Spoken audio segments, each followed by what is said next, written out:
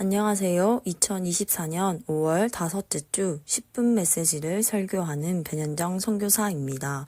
기도로 시작하겠습니다. 사랑이 많으신 하나님 아버지, 이번 한 주도 주님의 말씀으로 시작하려 합니다. 말씀이 우리의 삶에 이어져 우리가 말씀대로 살아내는 주님의 자녀가 되기를 원합니다. 주님의 말씀이 우리에게 힘이 되게 하소서. 예수님의 이름으로 기도드립니다. 아멘. 오늘 함께 읽을 말씀은 마태복음 14장 24절에서 33절까지의 말씀입니다. 마태복음 14장 24절에서 33절까지의 말씀입니다. 배가 이미 육지에서 수리나 떠나서 바람이 거스름으로 물결로 말미암아 고난을 당하더라. 밤 사경에 예수께서 바다 위로 걸어서 제자들에게 오시니 제자들이 그가 바다 위로 걸어오심을 보고 놀라 유령이라 하며 무서워하여 소리 지르거늘 예수께서 즉시 이르시되 안심하라 나니 두려워하지 말라. 베드로가 대답하여 이르되 주여 만일 주님이시거든 나를 명하사 물 위로 오라 하소서 하니 오라 하시니 베드로가 배에서 내려 물 위로 걸어서 예수께로 가되 바람을 보고 무서워 빠져가는지라 소리질러 이르되 주여 나를 구원하소서 하니 예수께서 즉시 손을 내밀어 그를 붙잡으시며 이르시되 믿음이 작은 자여 왜 의심하느냐 하시고 배에 함께 오르매 바람이 그치는지라. 배에 있는 사람들이 예수께 절하며 이르되 진실로 하나님의 아들이로소이다 하더라. 오늘 본문인 우리가 흔히 잘 알고 있는 물 위를 걷는 예수님의 모습이 등장합니다. 그리고 우리가 믿음의 초점을 어디에 두고 반응해야 하는지에 대해 말합니다. 여러분은 눈싸움을 잘 하나요?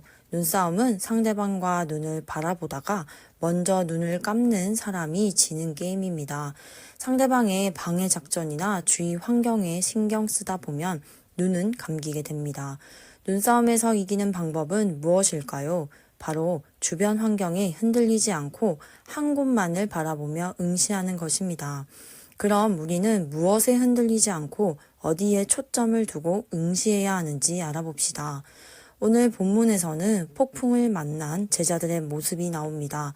그때 물 위를 걸으시는 예수님의 모습을 본 제자들은 두려워하며 유령이다 라고 소리칩니다. 그때 예수께서는 즉시 말씀하십니다. 27절에서 안심하라 두려워하지 말라 라고 말씀하십니다. 여기서 안심하라는 말은 담대하라, 용기를 내라 라는 뜻입니다. 즉 주님은 우리에게 두려움에서 즉시 빠져나오라고 말씀하십니다. 그런데 우리는 이 말만을 듣고 두려움에서 바로 빠져나올 수 있을까요? 우리는 빠져나와야 합니다. 이 말을 한 사람이 바로 예수님이시기 때문입니다. 주님은 나니라고 말씀하십니다. 바로 여호와의 이름입니다. 예수님은 많은 병자를 고치시고 굶주린 자들을 배부르게 하셨고 배 안에 있는 자들을 주님의 제자로 삼으셔서 권능을 주신 분입니다. 즉 나니라는 말은 예수 자신을 제자들에게 확인시켜 주시는 참으로 확실한 말씀입니다. 그 말을 들은 제자들 가운데 베드로라 하는 자가 주여 만일 주님이시거든 나를 명하사 물 위로 오라 하소서라고 예수님께 말합니다. 여기서 만일 주님이시거든은 주님이심으로 라는 뜻을 가집니다. 베드로가 물 위로 걸어오는 사람이 주님이신지 아닌지 시험하며 확인하려고 한 말이 아닙니다. 예수님께서 지금 물 위로 걸어오신 사실과 주님의 명령과 능력으로 자신도 물 위를 걸을 수 있다는 사실을 확실히 믿고 있다는 말입니다.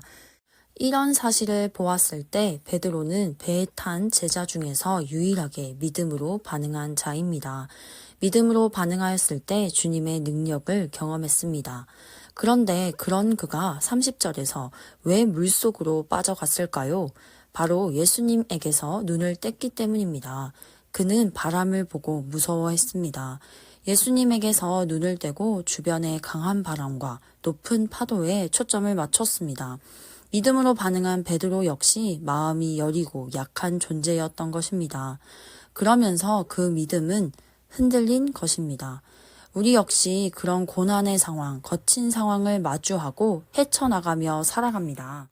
그런 상황 속에서 여러분은 어디에 초점을 맞추며 살아가나요? 우리와 함께 하시고 우리를 도우실 주님을 보지 않고 우리의 어려움, 힘듦, 지침에만 초점을 맞추지는 않나요? 바람과 거친 파도에 초점을 맞추면 우리는 계속해서 바람이 무서울 것이고 거친 파도 때문에 지쳐 쓰러질 것입니다. 그러면 우리의 삶은 절망으로 가라앉을 것입니다. 그런 상황 가운데 우리가 있을지라도 우리의 믿음을 유지하려면 어떻게 해야 할까요? 먼저 나의 연약한 점을 바로 알아야 합니다. 그래야 그 연약함에 빠져 넘어지지 않습니다. 그리고 난 후 자신의 연약함이 아닌 예수님의 능력에 초점을 맞추며 다시 일어나 나아가야 합니다. 그렇다면 믿음이 흔들려 물속으로 빠져들어간 베드로는 그럼 실패한 것일까요? 베드로는 믿음이 흔들릴 때 우리를 도울 유일한 분이신 예수님께 주여 나를 구원하소서라 하며 손을 뻗습니다. 그는 두려움에 사로잡힌 그 순간에도 예수님께 부르짖습니다. 우리 역시 베드로와 같은 모습이 필요합니다. 세상에 어떤 것도 우리를 도울 수도 우리에 대해 다 알지도 못합니다. 우리보다 우리에 대해 더 잘 아시고 우리를 위해 어떻게 일하실지 우리를 어떻게 도울지 아시는 유일한 분은 예수 그리스도 한 분뿐이십니다. 그래서 그분이 나의 곁에 계시는지 나를 도우려는 하시는지에 대해 의심이 들 때 우리는 초점을 무슨 수를 쓰더라도 그 생각에서 벗어나 주님께 두어야 합니다. 유일한 분인 예수님을 기억해야 합니다. 예수님은 말씀하시거나 제자들에게 어떠한 행동을 취하실 때 망설임이 없습니다. 즉시 행하시고 명령하십니다. 안심하라, 두려워하지 말라. 왜 의심하느냐라고 말씀하십니다. 여전히 무슨 수를 써도 여러분이 두려운 상황 속에 갇혀 그 상황에서 제자리 걸음한다고 느껴지십니까? 아니면 이제 무감각하십니까? 그렇다면 우리는 주님을 진정으로 따를 준비가 되었는지 올바른 시선으로 주님을 바라보고 있는지를 점검하십시오. 올바른 시선으로 주님의 능력만을 바라보고 따른다면 예수님이 어떤 분인지를 정확히 깨달을 것입니다. 삶의 다른 여러 요소에 흔들리지 맙시다. 핑계대지 맙시다. 불평하지 맙시다. 예수님이 누구이신지, 왜 그분께 우리의 초점을 맞추어야 하는지 깨달았을 때 우리는 예수님과 하나가 될 것입니다. 예수님의 진정한 마음과 하나 될 때 우리의 삶을 이끄시고 변화시키실 주님을 경험하게 됩니다. 예수님은 큰 믿음을 우리에게 원하시는 게 아닙니다. 그저 주님을 간절히 원하고 구하는 자의 그 작은 마음을 보십니다. 마태복음 14장 36절 다만 예수의 옷자락에라도 손을 대게 하시기를 간구하니 손을 대는 자는 다 나음을 얻으니라 라고 말씀하십니다. 우리 삶의 회복은 예수님의 옷에 있는 어떤 능력에서 비롯된 것이 아니라 우리의 믿음으로 손을 내밀 때 일어납니다. 우리의 사소한 것부터 삶의 전부가 주님을 바라보며 구하기를 소망합니다. 말씀을 마무리하려 합니다. 어려움 가운데서 우리는 오랜 고통으로 아무것도 도움이 될 수 없다, 회복할 수 없다라고 느낄지도 모릅니다.